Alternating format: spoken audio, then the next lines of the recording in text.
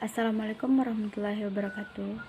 Perkenalkan, nama saya Siti Nurfadilah dari Prodi D3 Kebidanan tingkat 1. Baiklah, pada pagi hari ini saya akan menyampaikan materi tentang bentuk-bentuk komunikasi.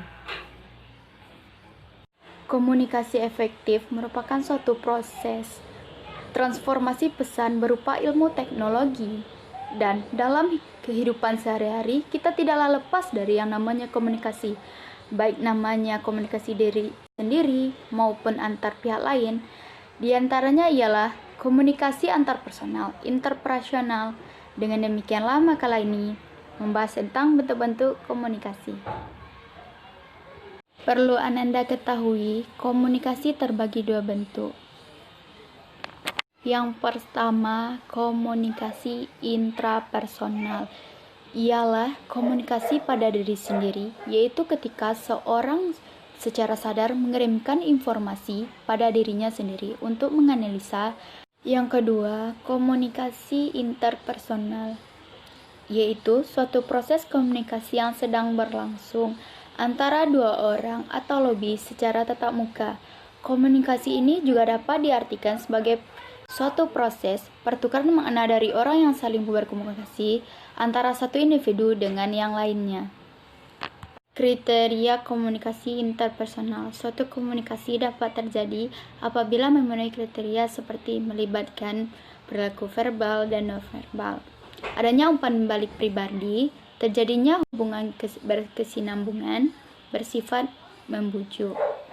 Pengertian komunikasi kelompok adalah kegiatan yang berlangsung di antara anggota satu kelompok. Pesan atau informasi yang dikomunikasikan menyangkut kepentingan seluruh anggota kelompok. Komunikasi dapat diartikan sebagai tatap muka dari 3 atau lebih individu guna memperoleh maksud dan tujuan yang dikehendaki. Contoh komunikasi dalam kelompok adalah tentang perkuliahan, rapat, seminar, dan lain sebagainya.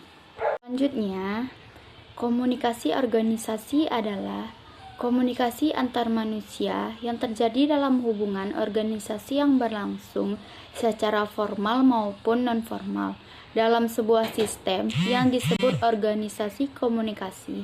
Sering dijadikan suatu objek studi sendiri karena luasnya ruang lingkup komunikasi tersebut. Pada umumnya, komunikasi ini membahas tentang struktur dan fungsi organisasi. Komunikasi massa adalah sebuah komunikasi yang dilakukan melalui media massa agar menyampaikan pesan cepat dan tersampaikan.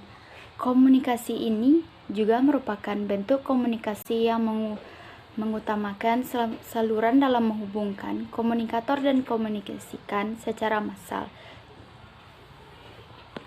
Dari materi yang tadi saya sampaikan, apakah Anda semuanya sudah mengerti? Baiklah, saya simpulkan. Dalam kehidupan sehari-hari, kita tidak terlepaslah dari yang namanya komunikasi. Begitupun dengan pembelajar yang merupakan suatu proses komunikasi yang sedang berlangsung dalam masa pendidikan. Sebagaimana yang telah dipapankan bahwa komunikasi mempelajarkan adalah suatu proses transformasi pesan berupa ilmu pengetahuan dan teknologi dari pendidik kepada peserta didik. Baiklah, cukup sekian hasil presentasi saya. Salah dan janggal saya mohon maaf. Saya akhiri dengan Assalamualaikum warahmatullahi wabarakatuh. Sampai jumpa minggu depan.